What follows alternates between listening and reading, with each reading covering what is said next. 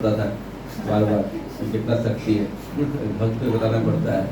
हरे कृष्णा, भूख नहीं, भूख पर ज़्यादा ध्यान नहीं दो। आप लोग हनुमान जी अपने शक्ति को बजाना। हरे कृष्णा, ज़्यादा भी मत बजान लो, ठीक है। अभी थोड़ा सा राधा माधव करते हैं, 2 मिनट जल्दी जल्दी, ओके टाइम रनिंग। जय राधा माधव कुंज बिहारी, गोपीजन वल्लभ गिरधरधारी। सब बोलिए।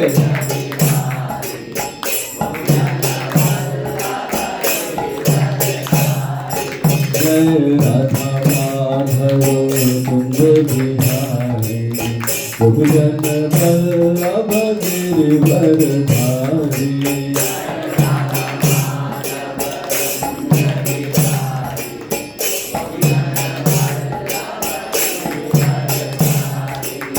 यशोदानंदन भज जनरंजन, यमुना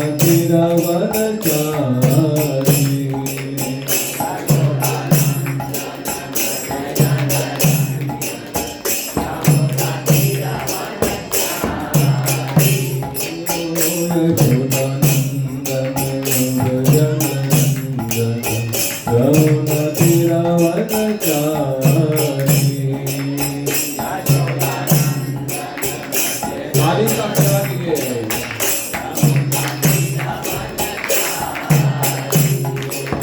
जय राधा माधव कुंज बिहारी, गोपीजन वल्लभ गिरधरधारी।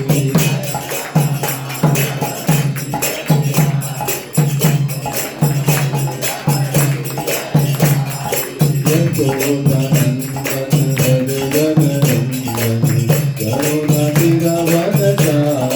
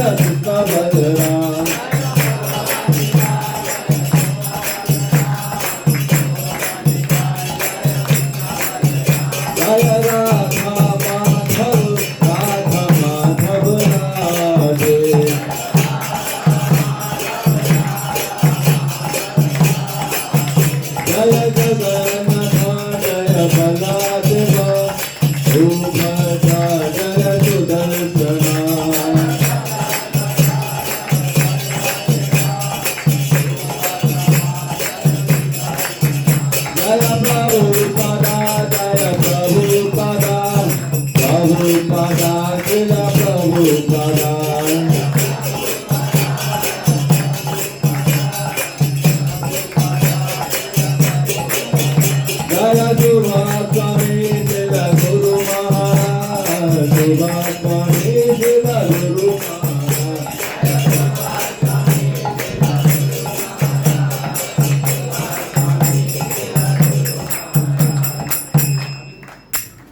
जय श्री श्री राधा माधव अष्ट सखी की, श्री श्री गौरतारी पंच तत्व की, श्री श्री जगन्नाथ बलदेव सुभद्रा महारानी सुदर्शन चक्र की, श्री श्री कृष्ण बलराम के, बलराम महापूर्णिमा महामहोत्सव धर्मोत्सव की, गौर भक्त वृंद की। हरे कृष्णा।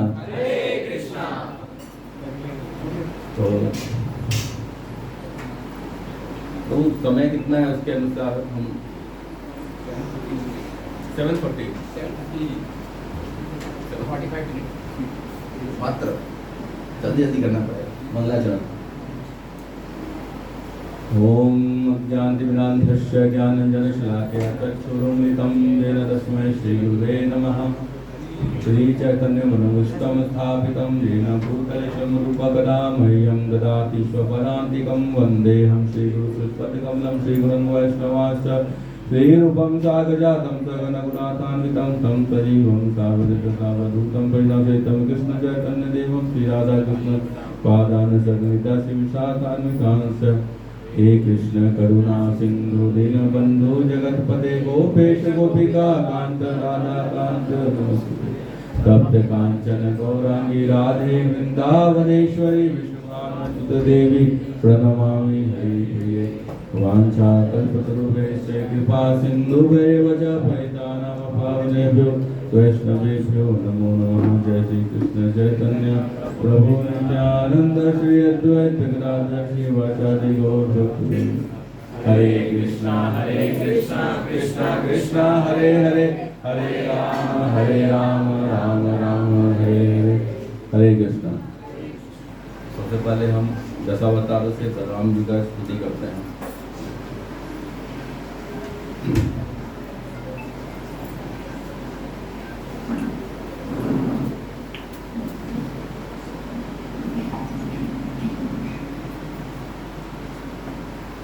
वह शिव पुष्टि सदेवशनं जलधामं हलहति मिति मिलित यमुनामं केशवधृता हलधर रूपा जय जगदीश हरे,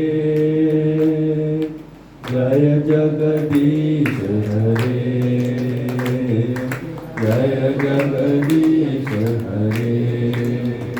जय केशव त्रेता हर रूपा जय जगदीश हरे, जय जगदीश हरे, जय जगदीश हरे। जय कृष्ण बलराम कृष्ण बलराम बलराम, जय कृष्ण बलराम, जय कृष्ण बलराम कृष्ण बलराम, कृष्ण बलराम, जय कृष्ण बलराम। इसका अर्थ भी पढ़ लेते हैं।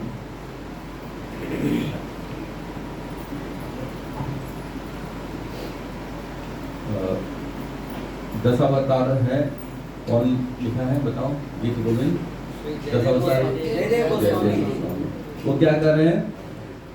सुनिए। हे केशव हे जगदीश, हे केशव हे जगदीश, इसका मतलब वो केशव कृष्ण ही है ना। जैसे जैसे आप पढ़ेंगे उसको समझ में आएगा। हे केशव हे जगदीश, हे हलधरधारी बलराम का रूप धारण करने वाले श्री हरि, तुम्हारी जय हो। अपने उज्जवल गौर वर्ण देह पर तुम सजल जलद के समान नीलांबर पहनते हो। वह नीलांबर तुम्हारे हल के प्रहार से भयभीत हुई जमुना नदी के सुंदर गहरे रंग जैसा प्रतीत होता है। बोल बलराम भगवान के, नित्यानंद राम के। निताई चंद्र है वही बलराम है। तो आज बहुत ही क्या दिन है? शुभ दिन है। हम बीच में फिल इन द ब्लैंक करेंगे, इसको आपको फुल करना है। आज कौन सा दिन है? बलराम जयंती। अब उसमें ऑप्शन नहीं है। आज शुभ दिन है और क्या है? बलराम पूर्णिमा है। बलराम पूर्णिमा को क्या होता है? बलराम जी का आविर्भाव, भगवान प्रकट होते हैं, है ना। अब प्रभुपाद से किसी ने पूछा, ये प्रभुपाद, ये बलराम जी कौन है? बलराम जी कौन है? तो प्रभुपाद क्या दिए? आंसर दिए, Balram ji, Balram is the white colour of Krishna, और Balram is white colour of Krishna and Krishna is black colour of Balram. वही है। तो चैतन्य चरितामृत में कृष्णदास कविराज गोस्वामी बहुत ही सुंदर इसका वर्णन करते हैं। हम उसका थोड़ा आनंद लेंगे, क्योंकि भगवान का जब लीला का श्रवण करते हैं, श्रवण श्रोता जो होता है ना, श्रोता 3 तरह का होता है। भागवत में लिखा हुआ है दशम स्कंद में, वासुदेव कथा प्रश्न, है ना, भगवान के कथा पे जो प्रश्न करता है, तो अभी से मैं बता रहा हूँ आपको, प्रश्न करेंगे, ठीक है, फिर हम उत्तर देंगे, और प्रश्न करने वाला, उत्तर देने वाला, और तीसरा सुनने वाला। तो इसमें क्या कहते हैं कि वासुदेव कथा प्रश्न पुरुषार्थ तीन पुनाति च, उसमें प्रश्न पूछने वाले, सुनने वाले और बोलने वाले वक्ता तीनों लाभान्वित होते हैं। अब श्रोता यहां पर है ना, ध्यान से सुनिएगा, श्रोता 3 तरह के होते हैं। एक होते हैं श्रोता जो सुनते हैं, जैसे परिचित महाराज की तरह। एक होता है श्रोता। श्रोता जानते हैं क्या होता है? श्रोता, श्रोता कहते हैं जैसे पान वाला है ना, वो कसेली को काटने के लिए क्या होता है, रखता है, उसको श्रोता कहते हैं, श्रोता काटता है, ठीक है। तो ऐसे लोग क्या होते हैं, जो आप बोलोगे उसका खंडन करेंगे, अरे नहीं प्रभु ऐसे नहीं, प्रभु ऐसे नहीं, आप गलत बोल रहे हो, आप सही बोल रहे हो, वो भी एक श्रोता है। पहला एक श्रोता, दूसरा श्रोता, अब तीसरा श्रोता, ठीक है। तो कथा में 3 तरह के लोग होते हैं। तो आप सोच लीजिए कि आप श्रोता में है या श्रोता में है, या श्रोता, श्रोता जो परिचित महाराज सुखदेव गोस्वामी से श्रवण किए वो श्रोता है। तो हमें भगवान का लीला श्रवण करना चाहिए श्रोता बन करके, मतलब बहुत ही ध्यान से, कि भगवान का लीला जो है भगवान की कथा में है। भगवान का गुरु महाराज कहते हैं हमारे, कृष्ण कोथाय, मतलब कृष्ण कहाँ है, तो उसका आंसर भी इसमें, कृष्ण कोथाय, कृष्ण कथाय, कृष्ण के कथा में ही कृष्ण विराजमान है ना, कृष्ण के कथा में ही कृष्ण विराजमान है।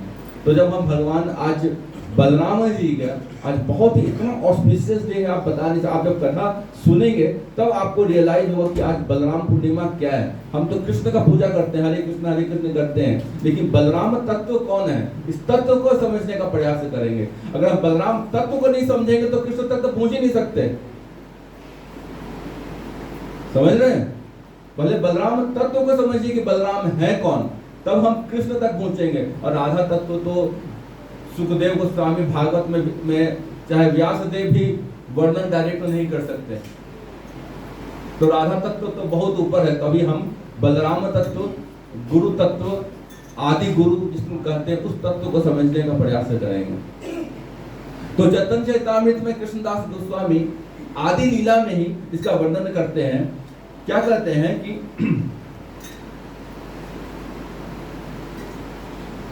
सर्व अवतारे कृष्ण स्वयं भगवान, ताहार द्वितीय देह श्री बलराम। क्या कहते हैं? सर्व अवतारी। अब यहाँ पर वर्ड है अवतारी। अवतारी एक होता है अवतार, अवतार जो अवतरित हुआ है, हमारे बहुत सारे लीला अवतार, 6 प्रकार के अवतार हैं, है ना। तो वो अवतार, यहाँ पर अवतारी मतलब जिनसे सारा अवतार आता है उसको अवतारी कहते हैं, है ना। तो सर्व अवतारी कृष्ण, सभी अवतारों में श्रेष्ठ कौन है, जहां सब अवतार प्रकट होता है वो है कौन? कृष्ण, स्वयं भगवान। वो कृष्ण कौन है? स्वयं भगवान है। यहाँ पर बताया गया, ईश्वर परम कृष्ण, ब्रह्म संहिता में भी कहते हैं। तो यहाँ पर कृष्ण को कह रहे हैं सर्व अवतारी कृष्ण स्वयं भगवान ताहार द्वितीय देह श्री बलराम। उनका जो दूसरा रूप है, फर्स्ट एक्सपेंशन, अपने आप को मैनिफेस्ट किए, अभिव्यक्त किए, पहला स्वरूप वो कौन है? बलराम। उनका दूसरा देह, द्वितीय देह वो कौन है? बलराम। अपना स्वरूप है। 5 तत्व होता है, हम लोग पंच तत्व कहते हैं ना। कौन कौन? जय श्री कृष्ण चैतन्य प्रभु नित्यानंद श्री अद्वैत गदाधर श्रीवासादि गौर भक्तवृंद। 5 तत्व कौन कौन है? एक है ईश तत्व, दूसरा है स्वरूप तत्व। ध्यान से सुनिएगा, क्वेश्चन पूछेंगे। ईश तत्व, स्वरूप तत्व, अवतार तत्व, शक्ति तत्व और जीव तत्व। ईश तत्व कौन है? चैतन्य महाप्रभु। स्वरूप तत्व है बलराम जी नित्यानंद। अवतार तत्व कौन है? अद्वैताचार्य। शक्ति तत्व राधा रानी के स्वरूप गदाधर पंडित। और जीव तत्व है नारद मुनि अवतार श्रीवास। ये 5 तत्व हैं। तो कहने का अर्थ है कि इसमें जो स्वरूप तत्व है, इस तत्व के बाद क्या स्वरूप तत्व है? वो स्वरूप तत्व कौन है? बलराम जी। स्वरूप तत्व है बलराम जी। आगे क्या कहते हैं? एक ईश्वरूप देहि भिन्न मात्र काय। एक ही स्वरूप है लेकिन भिन्न काया जो है वो अलग अलग है। कि कितना सुंदर कॉन्सेप्ट है बलराम जी का के बारे में। जिनको पता होता है कि बलराम जी सिर्फ लक्ष्मण जी का अवतार है, शेषनाग है, आप ये समझिए कि बलराम जी कृष्ण ही है, कोई दूसरे नहीं है। बलराम जी कृष्ण ही है। कृष्ण और बलराम में कोई अंतर नहीं है, सिर्फ कॉम्प्लेक्शन का ही अंतर है, कलर का अंतर, और कोई शक्ति का किसी चीज का अंतर नहीं। वे क्या करे? एक ईश्वरूप देहि भिन्न मात्र काय आद्य काय व्यूह कृष्ण लीला रसहाय। वे दोनों एक ही रूप हैं, केवल उनके शरीर में अंतर है। भगवान बलराम कृष्ण के प्रथम शारीरिक विस्तार, जिसको काव्य व्यू कहते हैं, काव्य व्यू, और कृष्ण की दिव्य लीलाओं में सहायक होते हैं। उनका कार्य ही क्या है? कि दिव्य लीलाओं में सहायता करना। भगवान की, देखिए गर्भ संहिता में लिखा है कि भगवान कृष्ण से के बाएं तरफ से, बाएं अंग से माधुरी, भगवान की माधुरी लीला प्रकट होती है, और दाहिने साइड से जो होते हैं भगवान के बलराम, भगवान के सेवक जो हैं वो लीला प्रकट करते हैं, है ना। भगवान के बाएं तरफ से माधुरी लीला और दाहिने तरफ से क्या? बलराम, जो भगवान के सेवक के रूप में है, उस भगवान के लीला में सहायता करने के लिए, भगवान की सेवा करने के लिए प्रकट होते हैं। अब भगवान सेवा, अब माधुरी लीला में भी भगवान बलराम अनंग मंजरी के रूप में, एक गोप जो राधा रानी की बहन है ना, अनंग मंजरी के रूप में भगवान बलराम सभी जगह है। बिना बलराम का कुछ भी भगवान लीला का आस्वादन नहीं करते हैं। हर तरह से लीला बलराम कृष्ण के लीला में सहयोग करते हैं, उनको आनंद देने के लिए। वो कौन है? वो बलराम जी हैं। वो प्रधान सेवक हैं, उनसे बड़ा कोई सेवक नहीं है। टॉप मोस्ट सेवक है वो कौन? बलराम जी।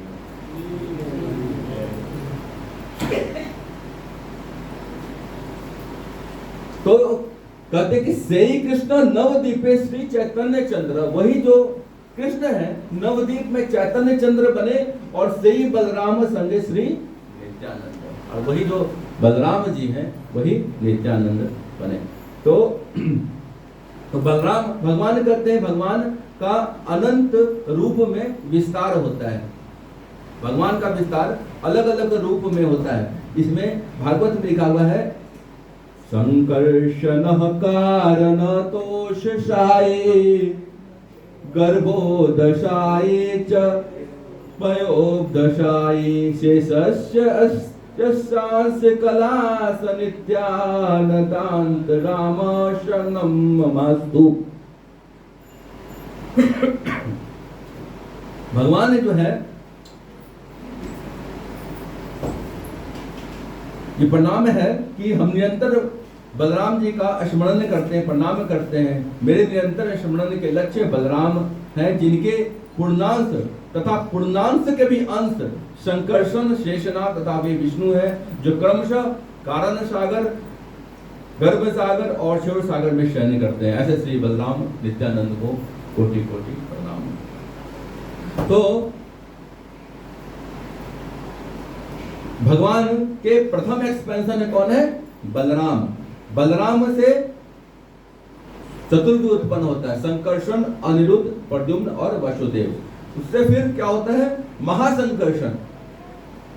एक संकर्षण से फिर दूसरा भी संकर्षण होता है, इसको महासंकर्षण कहते हैं। महासंकर्षण के बाद महाविष्णु, गर्भोदक्षाई विष्णु, फिर गर्भोदक्षाई विष्णु से असंख्य कोटि ब्रह्मांड, 14 भुवन, उसके बाद क्षीरोदक्षाई विष्णु, भगवान के असंख्य अवतार, उसके बाद असंख्य जीव, है ना। ये सब, लेकिन सबके मूल कारण, मूल स्रोत जिसको कहेंगे वो कौन है? भगवान बलराम। सबके मूल है भगवान बलराम। बलराम और कोई नहीं है। जब भगवान कृष्ण को आनंद लेने की इच्छा होती है, कोई भी इच्छा व्यक्त करते हैं, तो कृष्ण की इच्छा के मूर्तिमान विग्रह कौन है? बलराम। क्योंकि उनकी इच्छा को पूरा करने के लिए वो बलराम के रूप में अपने आप को अभिव्यक्त करते हैं। तो बलराम के थ्रू ही भगवान सारे रसों का आस्वादन करते हैं।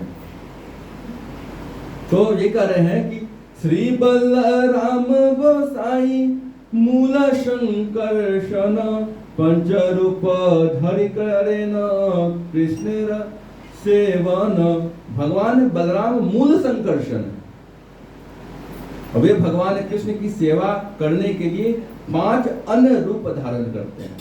5 अन्य रूप धारण करते हैं। कौन कौन सा है 5 अन्य रूप?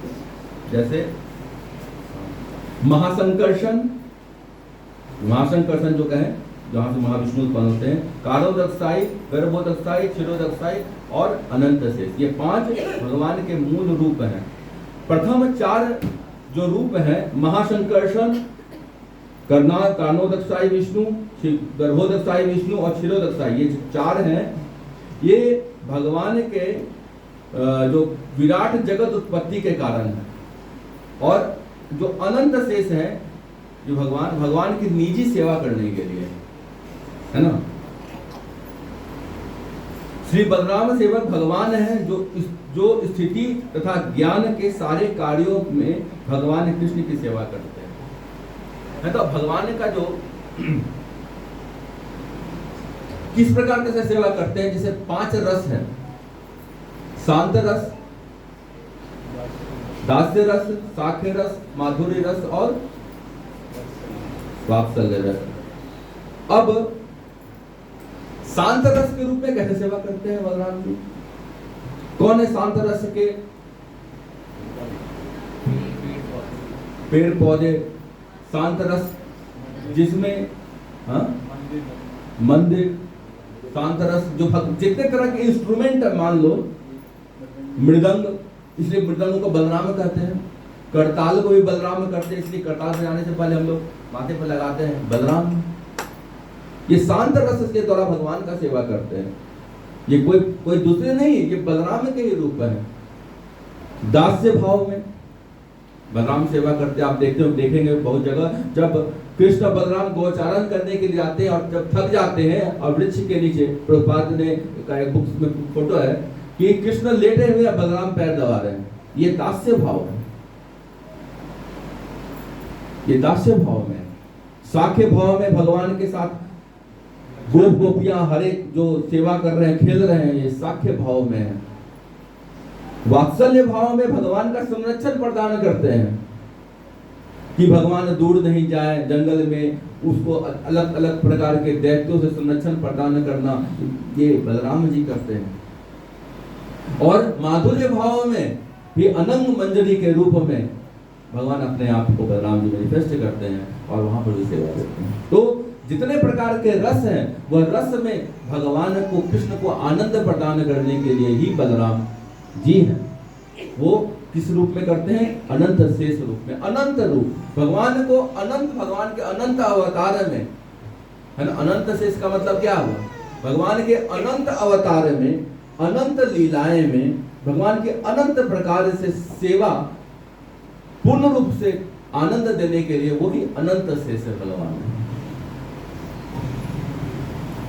तो ऐसे भगवान अनंत शेष देश का, अनंत शेष का भगवान बलराम का आज आविर्भाव दिवस है, आज प्रकट हुए। कथा आता है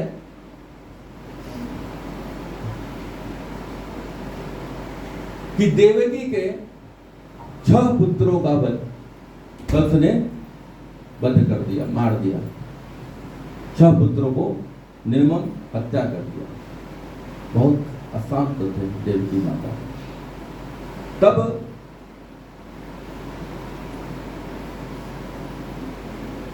बलराम आए। बलराम ने सोचा कि अब मेरा आने का टाइम हो गया है। सुखदेव गोस्वामी कहते हैं, सप्तमम वैष्णवम धाम यम अनंतम प्रपच्यते गर्भ बभवो देवम्या हर्ष शोक विवर्धनम। सप्तम में भगवान बलराम आए और जो शोक में संतृप्त थे देवकी, उसको आनंद प्रदान किया। जब भगवान बलराम आए तो उनको हर्ष और शोक दोनों उत्पन्न हुआ। अब बलराम जी आने का आप ये तत्व को समझेंगे कि देवकी के 8वां पुत्र कौन थे? कृष्ण। कृष्ण उनके जन्म जीवन में तब तक नहीं आए, कृष्ण उनके जीवन में तब तक नहीं आए जब तक बलराम का आविर्भाव नहीं हुआ। देवकी ने कृष्ण को तब तक नहीं प्राप्त किया तब जब तक बलराम के रूप में आदि गुरु नहीं आए। यहाँ पर आदि बलराम जो है आदि गुरु को सूचित करते हैं। उसी प्रकार जब हम अपने जीवन में गुरु को प्राप्त नहीं कर सकते, गुरु से दीक्षा नहीं लेते, गुरु को समझते नहीं, गुरु के तत्व को नहीं समझते, हम कृष्ण को तो समझ ही नहीं सकते। हम कृष्ण के पीछे भागते हैं, सिर्फ भागते हैं, लेकिन उससे कोई फायदा नहीं। लेकिन जब हम गुरु के तत्व के, गुरु के ऊपर भागेंगे, कृष्ण पीछे पीछे अपने आप चले जाएंगे। जिस प्रकार देवकी महारानी को कृष्ण की प्राप्ति हुई, कब? जब बलराम का आविर्भाव हुआ। इसलिए अभी भगवान कृष्ण का जन्माष्टमी महोत्सव है। कृष्ण की सेवा तब तक पूर्ण नहीं है जब हम बलराम से की शिक्षा को, बलराम की शक्ति से, बलराम से बल नहीं ले लेते। कौन सा बलराम? क्या देते हैं भगवान बलराम? बल देते हैं। तो हम तो खाना पीना खा करके बहुत शक्तिशाली हो गए हैं, बल है, बोले प्रभु जी मेरे पास तो बल है। अरे ये बल किसी काम का नहीं है। आध्यात्मिक बल, भजन करने का बल, भगवान के सेवा करने का जो बल है, वो बल बलराम जी देते हैं। बलराम जी प्रधान सेवक है, टॉप मोस्ट सेवक है भगवान के। भगवान को सभी तरह से आनंद प्रदान करने वाले हैं वो बलराम जी। तो हमें इतना आनंद देते हैं, लेकिन फिर भी अनंत कोटि ब्रह्मांड में अनंत कोटि रूप से भगवान कृष्ण का सेवा करते हैं, फिर भी नंच मात्र भी उनमें अहंकार की भावना नहीं रहती, फिर भी विनम्रता से वो भगवान की सेवा करते हैं। तो बलराम हमें यह बताते हैं कि किस प्रकार एक वैष्णव को भजन करना चाहिए, सेवा करना चाहिए, है ना। अब वो सेवा कैसे होगा? साधु संग के द्वारा। हम सेवा का प्रशिक्षण कैसे होता है? हम साधु संग से करेंगे, भक्तों की कृपा से होंगे। चैतन्य महाप्रभु इस बात की पुष्टि करते हैं। क्या करते हैं एकाकी हमार नाही पाए बोध हरि नाम संकीर्तने। हम अकेले कुछ नहीं कर सकते हैं। तुम्हें कृपा करी सदा बिंदु दिया देह कृष्ण नाम धने। तो कृष्ण का जो नाम धन प्राप्त करने के लिए हमें वैष्णवों का संग, भक्तों का संग प्राप्त करना पड़ेगा, और वहां से हमें प्रशिक्षण प्राप्त करना होगा, प्रशिक्षण लेना पड़ेगा कि किस प्रकार से हम भगवान की सेवा करें विनम्रता के साथ। एक बार प्रभुपाद कहीं ट्रेवल कर रहे थे, तो उनके लिए ट्रेवल करने के लिए कुछ प्रश्न होता, रास्ते के लिए कुछ बना रहे थे, समोसा वगैरह एक माता जी। तो प्रभुपाद ने बोला क्या बना रहे हो? बोले समोसा। तो लाओ, प्रभुपाद ने खाया, ठीक है, बहुत अच्छा। एक और खाया, फिर एक और खाया। प्रभुपाद ये तो आप अभी खा जाएंगे तो ट्रेवल करने के लिए है, फिर तो जब रास्ते में जाएंगे तब के लिए आप अभी खा जाएंगे। तो फिर प्रभुपाद कुछ नहीं बोले। तो वो सोच रहे थे कि लगता है कि मेरा प्रसाद बहुत अच्छा है ना, हम बहुत अच्छा बनाते हैं। प्रभुपाद को कंट्रोल नहीं हो रहा है, वो अभी ही सारा खा गए। अभी तो भक्त भी बहुत सारे हैं, क्यों ना मैं प्रभुपाद से एक प्रश्न पूछ लेते हैं। प्रभुपाद, हाँ बताइए, अब बताइए सबसे अच्छा प्रसाद कौन बनाता है? अभी तो मेरा भक्त लोग है, मेरा मान भी बढ़ जाएगा। प्रभुपाद अभी इतना समोसा खाए हैं। प्रभुपाद बताइए सबसे आपका फेवरेट कुक कौन है?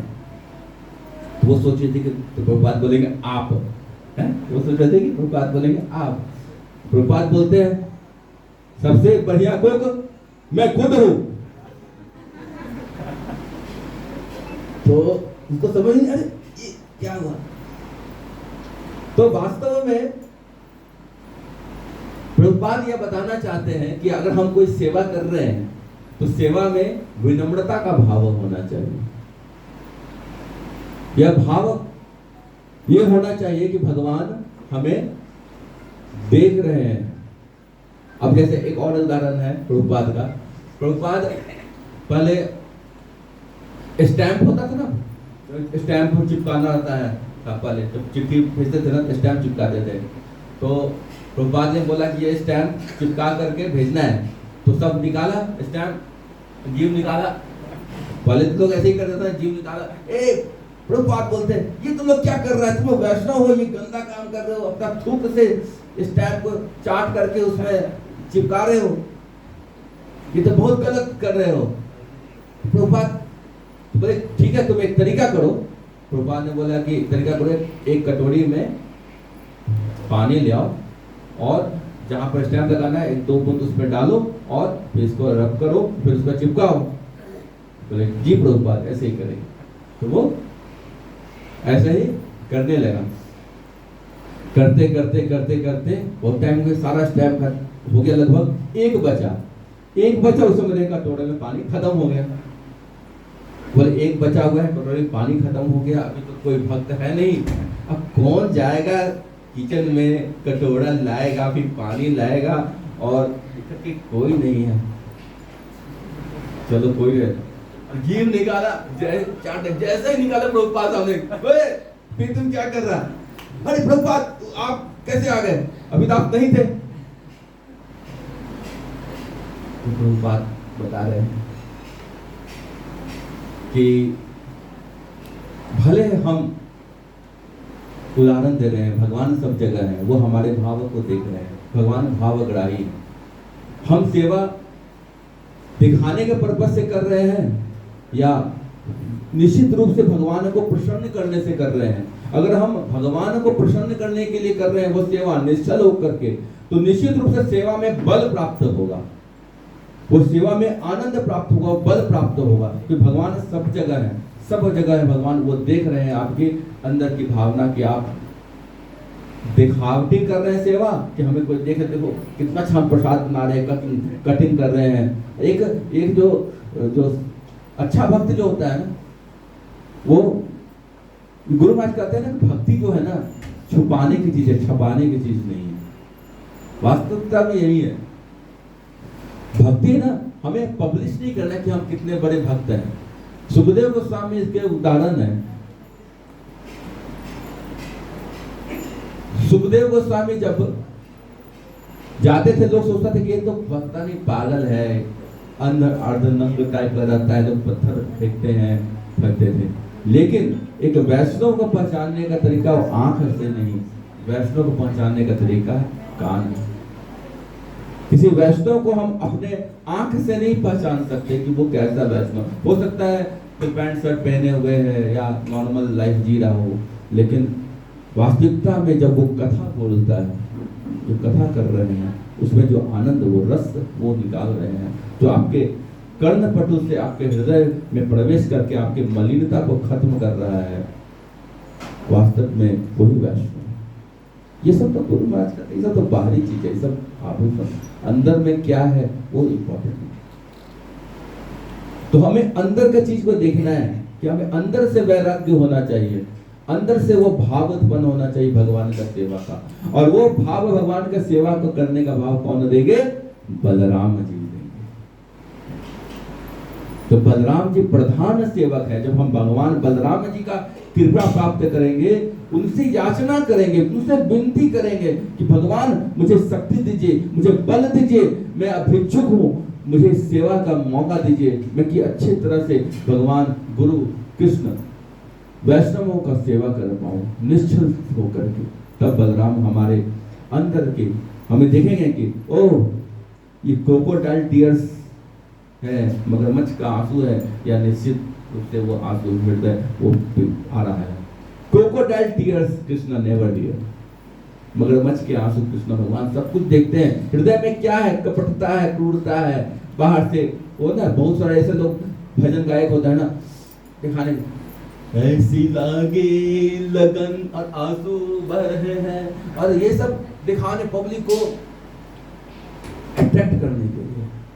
हमारे गुरु महाराज क्या करते, जब इस तरह का भाव प्रकट हो ना, कभी जन लोग के सामने प्रकट नहीं करो, अकेले रूप में भगवान के साथ प्रकट, भगवान के साथ। जो शुद्ध भक्त होते हैं ना, वो इस तरह से करते हैं। वो फालतू का ही आंसू बहा करके वो लोगों का सिंपैथी करते, कितने महान भक्त हैं। भक्ति दिखाने के लिए नहीं, ये अंदर की चीज है। अंदर में देख रहे हैं भगवान, साधु भगवान देख रहे हैं। दास पूर्णा सुएजा सखाया समानम वृक्षम परिशस्व जाते। एक वृक्ष पर दो पक्षी हैं, एक जीवात्मा, एक परमात्मा। जीवात्मा फल को खा रहा है, परमात्मा उसको खाते हुए देख रहा है, उस आनंद को देख रहा है कि कैसे खा रहा है। भगवान हमारे हृदय में सारे चीज को नोट कर रहे हैं। ऐसा नहीं है कि भगवान हमें नोट नहीं कर रहे हैं, सब कुछ नोट कर रहे हैं।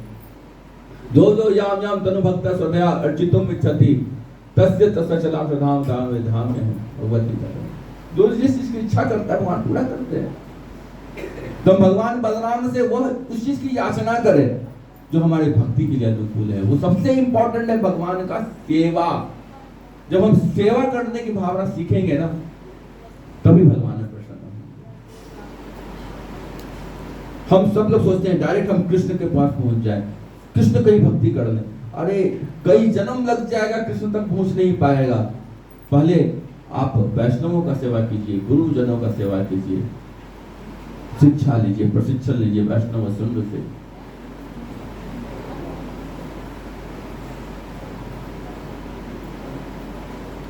भजन कहते हैं कि बिना वैष्णवों का संग से हमारा कल्याण, भजन संग, सत्संग, जो साधु संग, वैष्णवों का संग के बिना हमारा कल्याण नहीं हो सकता। तो आज बहुत, इसीलिए आज ये बहुत ही ऑस्पिशियस डे है, बहुत भी इंपॉर्टेंट दिन है, क्योंकि बलराम कृष्ण जन्माष्टमी आने के पहले यह बलराम जी का प्राकट्य हुआ, यह बल प्राप्त करने के लिए कि हमें कृष्ण को कैसे प्रसन्न करना है। कृष्ण के कितने तरीका से तन मन धन सब कुछ लगा करके हमें सेवा करना है, भगवान को प्रसन्न करना है। अब वो हम याचना बलराम जी से कर सकते हैं। भगवान बलराम जी जब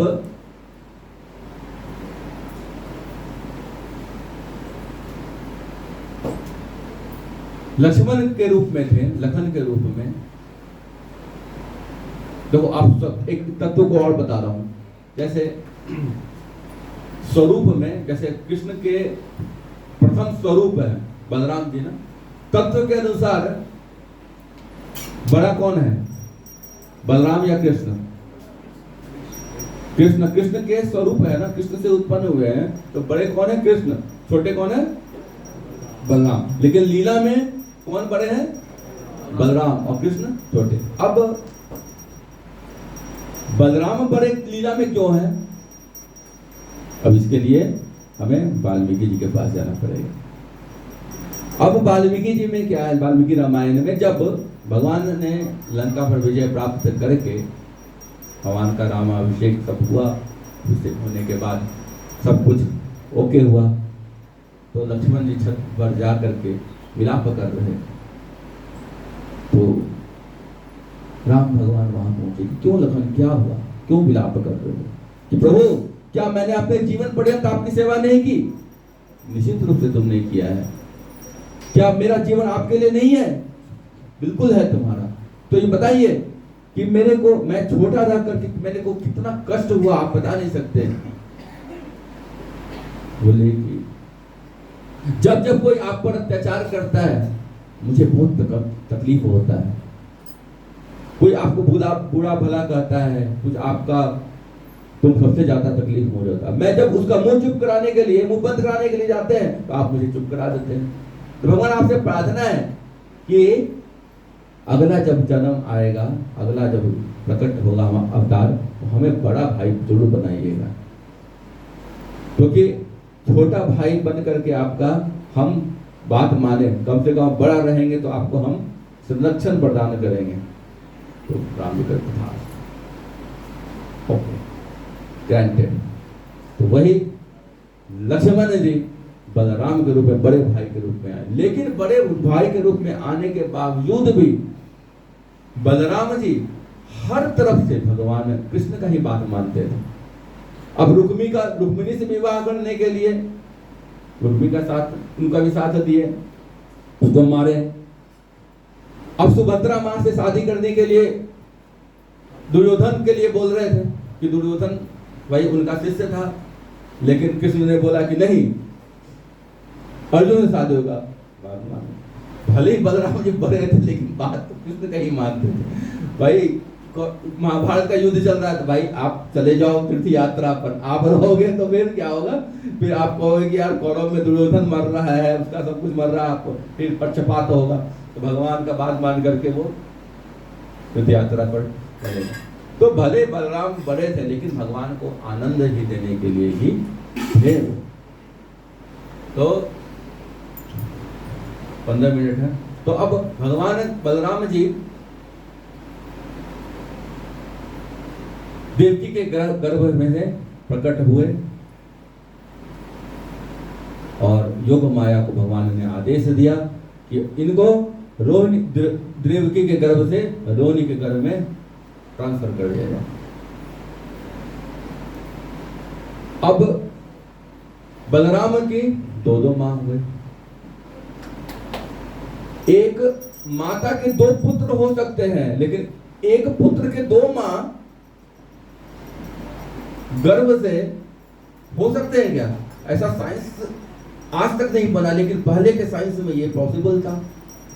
रोहिणी, देवकी माता के गर्भ से रोहिणी माता के गर्भ में ट्रांसफर करने वाला ये साइंस आज तक पैदा नहीं हुआ, पहले से।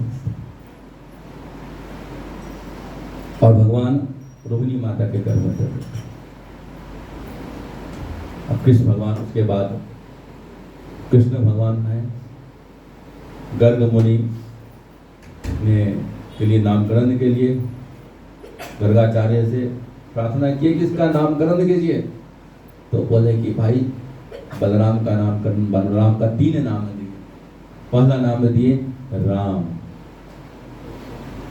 पहला नाम दिए राम, जो आनंद प्रदान करने वाले हैं, जो परिवार को रस, परिवार को, भगवान को, गोपियों को, सभी को जो उनका नाम जप करता है उनको आनंद प्रदान करते हैं, वो है राम। दूसरा नाम दिए बल,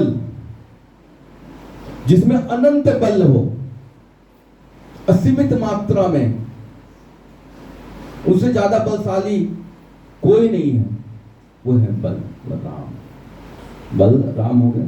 और तीसरा नाम दिए संकर्षण। संकर्षण मतलब जो दो परिवारों को जोड़ता है ना।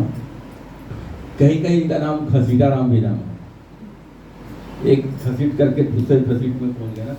लेकिन अब घसीटा राम तो पहले उसका कहीं कहीं मैंने सुना है कि इनका नाम घसीटा राम ही पहले बोलते थे। तत्व तो ये है कि भगवान बलराम का आविर्भाव हुआ, जन्म हुआ, कृष्ण आए और दोनों बहुत ही लीला का आस्वादन किए, बहुत तरह की लीलाएं प्रकट किए। गोचारण करने के लिए सुखदेव गोस्वामी कहते हैं कि जब कृष्ण बलराम गोपियों अपने ग्वाल बालों के साथ और जितने भी गाय बछड़ों के साथ जब वन में प्रवेश कर रहे हैं, तो वह दृश्य, जो वन में प्रवेश करने का दृश्य जो है, से बड़ा दृश्य, सुंदर और कुछ नहीं हो सकता। ऐसा कोई पशु ही होगा जिसे वो दृश्य देख करके आनंद विभोर नहीं होगा। भगवान के वो जो गौचारण लीला में जो कृष्ण बलराम रहे, और उस गौचारण लीला के साथ साथ भगवान ने बहुत सारे दैत्यों का वध किया, बहुत ही आनंदमय है। जब आप ये देखो, लेकिन उस लीला में भी बलराम जी कृष्ण का संरक्षण हमेशा प्रदान करना चाहते थे, हमेशा संरक्षण प्रदान करना चाहते थे। एक तत्व इसमें आता है, जब आप नंदगांव गए होंगे ना, नंदगांव, तो नंदगांव में जब आप दर्शन करेंगे, नंदगांव में भगवान का विग्रह का, तो नंद बाबा, यशोदा मैया और कृष्ण बलराम है। तो कृष्ण बलराम में सेम, बलराम जी भी पीतांबर पहनते हैं, मोर मुकुट लेते हैं और बंसी भी रखते हैं, और कृष्ण भी पीतांबर, मोर मुकुट और बंसी। इसके पीछे का तत्व क्या है कि बलराम, जब कंस को पता चला, कंस ने अपने दैत्यों को बोला कि जाओ उसको मारो, तो पूछा किसको मारे, कैसे पहचानेंगे, कैसे पहचानेंगे कि किसको मारना है। तो वो कहते हैं कि जिसका, जो पीतांबर पहनता होगा, जो मुरली धारण करता होगा, जो मोर पंख हो रहा होगा, उसी को मारना है। तो बलराम इस रूपों में भी उनका संरक्षण देने के लिए, कि हम अपने छोटे भाई कृष्ण का संरक्षण देने के लिए मोर पंख और पीतांबर लिए, ताकि दैत्य को सोचे कि ओ ये तो कृष्ण, इसको मारना नहीं, इसको मारना है, आप भगवान बलराम को मार दो। मतलब इनका भाव यह भी है कि संरक्षण एक वात्सल्य भाव में भी भगवान का वो सेवा करते हैं। कृष्ण ने जन्म से ही बहुत सारे लोगों को, बहुत सारे दैत्यों को वध किया, है ना। बलराम जी के अकाउंट में कोई भी दैत्य नहीं था तब तक, बड़े हो गए थे। अब कृष्ण कहेंगे सारा अकाउंट मैं ही फिल करूंगा, है, तो ये भी हमारे साथ है, चलो इसको भी थोड़ा सा बोहनी करा ही देते हैं। बोहनी समझ रहे हैं ना, बोहनी करा देते हैं, उनको भी दे देते हैं, चलो एक आध दो तारों का राशन का तुम ही बंद कर दो। तो बलराम ने और कृष्ण जब घूम रहे थे तालवन, तालवन में का राजा कौन था, धेनुकासुर। तालवन में बहुत सारे फल थे, सुंदर सुंदर फल, और धेनुकासुर वहां पर गधा का रूप में रहता था, गधे के रूप में। भगवान लीला अवतारी है, भगवान लीला करना है, भगवान प्रवेश किए, और बलराम जी सब ताल को हिला रहे हैं जोर से, और सारे फल खाओ, सब ग्वाल बाल को दे रहे, खाओ कितना स्वादिष्ट फल है, सब हिला हिला के सारे फल को नीचे गिरा दिया, पूरा भर गया। उधर आवाज सुनकर धेनुकासुर, ये कौन आ गया, ये क्या, कौन ऐसे हिला रहा है, तो आवाज सुनकर क्रोधित हुआ, और भागा भागा वहां पर देखा, मैं सारा फल को गिरा दिया नीचे। पीछे देखता है ये तो बलराम, ये कौन है? और इसको तो बस पैर का 2 पैर से मारा बलराम जी को सेना पर, और बलराम जी को आघात हुआ। बलराम जी ने कहा अच्छा ये मेरे को आघात किया। तो बलराम जी को धेनुकासुर का याद आ गया। धेनुकासुर भी बलराम जी पर ऐसे ही प्रहार किया था। तो बलराम जी को जो मारा, बलराम जी को ऐसे लगा कि खरोच टाइप नहीं होता है, मतलब ऐसे ही लगा कि कोई खुजला रहा है, तो वैसा टाइप का उनको लगा। वो तो प्रहार जोर से किया था। तो बलराम जी का अच्छा ये कर रहा था। बलराम जी ने उनका वो जब दोबारा प्रहार किया, भगवान ने उनका पैर पकड़ लिया और इतना तेजी से घुमाए, इतना तेजी से जो घुमाए ना, तो घुमाने के क्रम में ही वो हरी बोल हो गया उसका। फेंकना तो दूर की बात है, इतना तेजी से घुमाए तो उसका प्राण वहीं उड़ गया। और उसको फेंके कहाँ? तालवर्ण के जो पेड़ था ना, तो जो सबसे ऊंचा पेड़ था उसके ऊपर फेंक दिए। और वो ऊपर फेंके, वो टूटा तो उसके बाद वाला छोटा धीरे धीरे करके सारा टूट गया, सारा फल नीचे गिर गया। और सारे भक्त बहुत, जितने ग्वालपाल थे, वो फल खा करके बहुत आनंदित हुए। जय है बलराम जी। तो यहाँ पर एक तत्व आता है, ये धेनुकासुर किस चीज का प्रतीक है? धेनुकासुर किसका प्रतीक है? ये तत्व को समझना है। धेनुकासुर प्रतीक है मैं और मेरा का प्रतीक है। मैं और मेरा का प्रतीक है। हम, धेनुकासुर के पास फल था लेकिन उसका आस्वादन नहीं कर सकता था, वो जानता नहीं था, वो फल किसी को खाने नहीं देता था। तो ये जो शरीर है, मैं, मेरा घर है, मेरा है, सब कुछ मेरा है, ज्ञान प्राप्त किया मेरा। अरे ये ज्ञान प्राप्त करके दूसरे को भी बताओ, दूसरे को भी लाभान्वित करो, है ना, वो हमें करना है। तो बलराम, अगर हम धेनुकासुर की तरह रहेंगे, मतलब अपने मैं और मेरा के तत्व में रहेंगे, सब कुछ मेरा मेरा मेरा मेरा, कुछ नहीं लागे तेरा, तो फिर सब कुछ तो है कृष्ण का ही। ईशावास्य इदं सर्वम, ये आप समझ जाएंगे कि जब आप सब कुछ छोड़ के जाएंगे, कुछ नहीं लेके जाना, खाली हाथ आया और खाली हाथ गए, तब समझ में आएगा अरे तेरा, सब कुछ तेरा, कुछ नहीं लागे मेरा। ये सब तो पहले समझ जाओगे, सब कुछ तेरा, कुछ नहीं लागे मेरा ना, तो फिर मैं और मेरा का कंसेप्ट छोड़िए और सब कुछ आपका। तुम्हें वस्तु गोविंदम, सब कुछ आप ही का है भगवान, मेरा कुछ नहीं। इस प्रकार धेनुकासुर का भगवान ने वध किया। दूसरी लीला में जब एक था दैत्य प्रलंबासुर, है ना, प्रलंबासुर, भगवान जो खेल खेलते थे उसमें हम लोग भी कहते हैं ग्रुप बना करके, तो भगवान भी ग्रुप बना करके, एक तरफ कृष्ण का ग्रुप, एक तरफ बलराम का ग्रुप। इसमें नियम था कि जो हारेगा, हारने वाला जीतने वाले को कंधे पर लेकर दौड़ाएगा, हारने वाला जीतने वाले को कंधे पर लेकर दौड़ेगा, घुमाएगा। तो अब क्या हुआ, प्रलंबासुर वाला हार गया, बलराम जो जीत गए। अब बलराम जी प्रलंबासुर के कंधे पर बैठ गए कि भाई मैं तो जीत गया हूं। और वो कौन था प्रलंबासुर? कोई ग्वाल बाल का वेश धारण किया था। भगवान कृष्ण को तो पता है ये वो। अब किसका रूप धारण किया था कि जो आज खेल में पार्टिसिपेट नहीं किया है ना, वो घर पर ही रह गया है, तो पता है अच्छा ये नहीं आया है ना, उसी का रूप धारण करें। अब तो नहीं तो फिर अगर एक का दो हो जाएगा ना, एक रूप के दो हो जाएंगे तो पता चल जाएगा कि हाँ अरे ये तो कोई गड़बड़ है। तो जो लोग अब्सेंट था, आज खेल में नहीं आया, तो उसका रूप धारण किया प्रलंबासुर। तो अब उसको बलराम के दौड़, और अब दौड़ना था, सब कुछ दौड़ते थे, तो लेकिन प्रलंबासुर उस रास्ते पर जहाँ पर सब लोग जा रहे थे उधर नहीं जाकर ये घने जंगल की तरफ ले जाए। तो बलराम जी को डाउट हो गया, अरे ये कहाँ मेरे को ले जा रहा है इतनी गति से। तो बलराम जी ने कहा कि अपना भारी वजन भारी कर दिया। जैसे ही वजन भारी करने लगे तो वह ग्वाल बाल के रूप में अपने आप को बर्दाश्त नहीं कर पाया और वो असली रूप में वो आ गया प्रलंबासुर। तो असली रूप में आया, भगवान पर बलराम जी को प्रहार करने की कोशिश किया। बलराम जी सोचे कि क्या करूं, इसे मारूं या नहीं मारूं, उनको संशय हुआ कि कहीं कृष्ण कहेंगे कि ये तो मेरा मित्र था, तुमने इसका वध क्यों किया, कहीं इसका मित्र तो हो।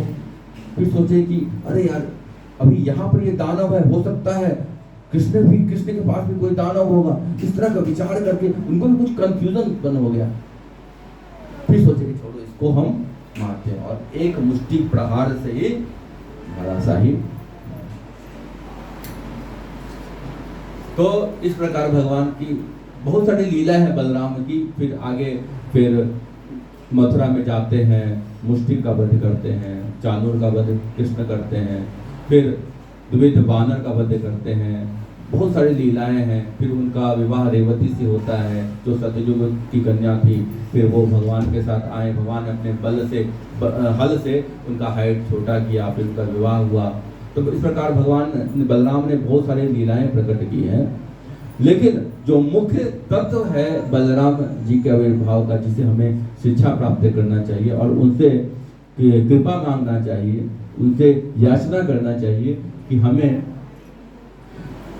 कृष्ण भक्ति करने के लिए बल दीजिए, भजन करने के लिए बल दीजिए, हम सेवा कर पाए, कृष्ण का सेवा करें, वैष्णवों का सेवा करें, भक्तों का सेवा करें, देखावटी सेवा नहीं, निश्चित रूप से वो सेवा करें। 5 मिनट में हम बलराम जी का एक स्तुति है वो मैं पढ़ता हूँ, 5 मिनट लगेगा, 6-7 श्लोक है, उसके बाद हम विराम करेंगे। अलग अलग शास्त्र से इसको कंपाइल करके दिया गया है, तो बहुत ही सुंदर है, भागवत से भी है। सुनिए, क्योंकि भगवान का जब हम कथा श्रवण करते हैं, बोला है 3 तरह के लोग लाभान्वित होते हैं। कौन कौन? श्रोता, अरे वो नहीं, उसको तो श्रोता 3 तरह के होते हैं। 3 तरह के लोग लाभान्वित होते हैं। कौन कौन? एक प्रश्न पूछने वाला, और बोलने वाला, और तीसरा सुनने वाला। ये अब श्रोता में मत जाओ, 3 तरह के श्रोता होते हैं, श्रोता, सुरोता और सोता। अब आप लोग सो मत जाना। तो सुनो, बहुत स्तुति बहुत सुंदर है भगवान बलराम का। भागवत महापुराण अलग अलग पुराण से कंपाइल करके उसको प्रार्थना है। ओम नमस्तुभ्यं भगवते वासुदेवाय धीमहि प्रद्युम्नाय अनिरुद्धाय नमः संकर्षणाय च नमो विज्ञानमात्राय परमानंदमूर्ते आत्मा राम शांताय निवृत्तद्रष्टे। नारद मुनि ने चित्रकेतु को यह मंत्र दिया था। इसका मतलब है ओंकार नाम से संबोधित किए जाने वाले हे ईश्वर, हे पूर्ण पुरुषोत्तम भगवान, मैं आपको सादर नमस्कार करता हूँ। हे भगवान वासुदेव, मैं आपका ध्यान करता हूँ। हे भगवान प्रद्युम्न, भगवान अनिरुद्ध तथा भगवान संकर्षण, मैं आपको सादर नमस्कार करता हूँ। हे दिव्य शक्ति के आगार, हे परमानंद, मैं आत्मनिर्भर तथा परम शांत आपको नमस्कार करता हूँ। हे परम सत्य अद्वितीय, आप ब्रह्म परमात्मा तथा भगवान के रूप में जाने जाते हैं, अतः आप समस्त ज्ञान के आगार हैं, मैं आपको सादर नमस्कार करता हूँ। वासुदेव संकर्षण प्रद्युम्न पुरुष स्वयं अनिरुद्ध इति ब्रह्मन् मुक्ति व्यूह अभिधीयते। हे शौनक ऋषि, वासुदेव संकर्षण प्रद्युम्न तथा अनिरुद्ध ये भगवान के साक्षात अंशों के नाम हैं। संसार सागर मथनाय हरि कर्म परायणम बलरामाय शेषाय सर्वदर्शन योगिनम। भगवान बलराम जो संसार के समुद्र को पार करने के लिए हरि के कार्यों में संलग्न हैं और शेषनाग के रूप में आप सबको दर्शन देते हैं, उन्हें नमस्कार है। अम्बुजछ शेषस्य बालाय पानी नम्यम बलदेवाय नमस्तुस्त्वम सदा सर्वदा प्रभु। बलराम को जो शेषनाग के साथ हैं और जिनकी हल को पाननी हल को नमस्कार करते हैं, उन्हें बारंबार नमस्कार है। नमः श्री कृष्ण, नमः श्री विष्णु पते बलरामाय महाधुतिम सर्वशक्ति स्वरूपाय शक्तिपादाय सदा नमः। श्री विष्णु कुल के देवता महाधुतिमान बलराम को नमस्कार है, जो सर्व शक्ति स्वरूप और शक्तिपाद शक्ति के अवतार हैं। हे बलराम महाबाहु गगन पादम भुजाशम सर्वलोक पते शक्ति मया नमा श्री नाशनम। हे बलराम, जो महाबली हैं और आकाश और जल के स्वामी हैं, सर्वलोक के रक्षक और शक्तियों के अवतार हैं, आपको मेरा प्रणाम है। आप हर आश्रयार्थी की कठिनाइयों को दूर करते हैं। गोपी नाम त्राणकृत बलरामाय महाधुति बलिनाम विष्णु पददात्री सर्वलोक पितामह। गोपियों के रक्षक बलराम को नमस्कार है, जो बल के दाता हैं और जो विष्णु के पद को प्रदान करने वाले हैं, वे सर्वलोक के पितामह हैं। नमः शेषधरायश्च बलरामाय महाधुति सर्व संपन्न स्वरूपाय जगताम रक्षकाय च। शेषधर बलराम को नमस्कार है, जो महाधुतिमान और सर्व संपत्ति के स्वामी हैं, वे सभी जगत के रक्षक हैं। ऐसे परम राम को बारंबार प्रणाम है। तो बलराम भगवान के, भगवान बलराम के, भगवान बलराम। आज जो है, आज श्रावण पूर्णिमा के दिन बलराम का जी का आविर्भाव हुआ। तो आज बलराम जी के आविर्भाव उत्सव की जय। तो यहाँ इस प्रकार हम भगवान बलराम जी के चरणों में कोटि कोटि प्रणाम करते हैं, उनके याचना करते हैं और उनसे भिक्षा प्राप्त करते हैं कि हमें भी कुछ शक्ति दीजिए, क्योंकि वो सेवक के रूप में एक सेव्य भगवान है, एक सेवक भगवान है। सेव्य भगवान कृष्ण है, सेवक भगवान बलराम जी हैं। तो इस प्रकार बलराम जी से प्रार्थना करते हैं कि देखिए, जन्माष्टमी के पहले बलराम जी आए हमें शक्ति देने के लिए, बल देने के लिए, कि हम और भगवान का जब जन्म उत्सव होगा तो कृष्ण जन्माष्टमी का, तो हम बहुत ही धूमधाम से, बहुत ही एनर्जी के साथ, पूरी शक्ति लगा करके भगवान का करेंगे। क्योंकि जब तक नहीं कृष्ण बलराम की कृपा प्राप्त होगी, आदि गुरु हैं, उनका कृपा प्राप्त नहीं होता, तब तक हमें कृष्ण का कृपा प्राप्त नहीं हो सकता। इस प्रकार हम बलराम जी का आविर्भाव दिवस। हरे कृष्ण।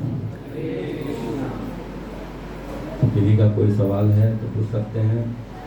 अगर श्रोता वाले होंगे तो नहीं पूछेंगे, श्रोता वाले भी होंगे वो कहेंगे गलत है, और श्रोता वाले होंगे तो उनको आनंद आएगा।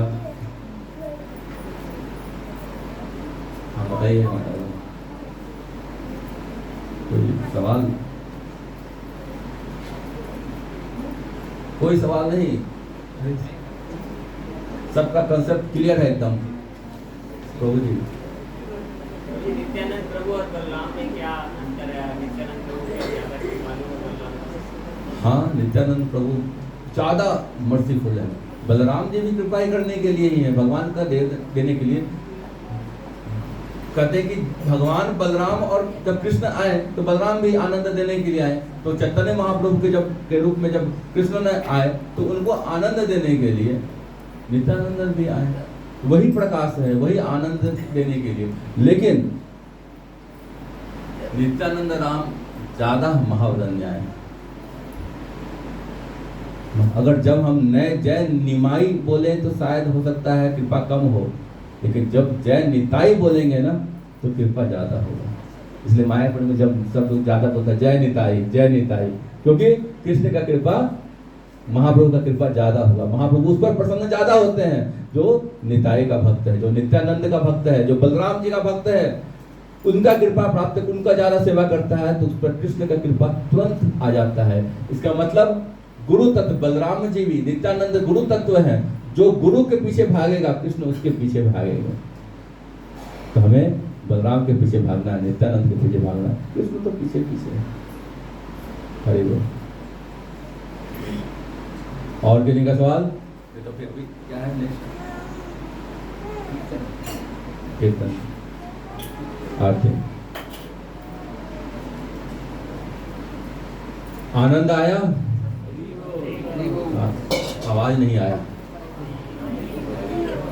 हरे कृष्णा हरे कृष्णा कृष्णा कृष्णा हरे हरे हरे राम हरे राम राम राम हरे हरे। हरे कृष्णा।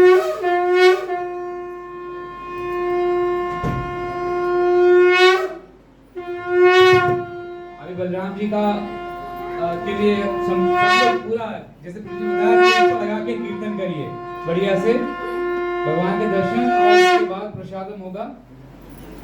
अभी सब लोग मिलके भगवान के दर्शन करेंगे जब, तो भगवान के लिए एक मंत्र बोलेंगे सब लोग। भगवान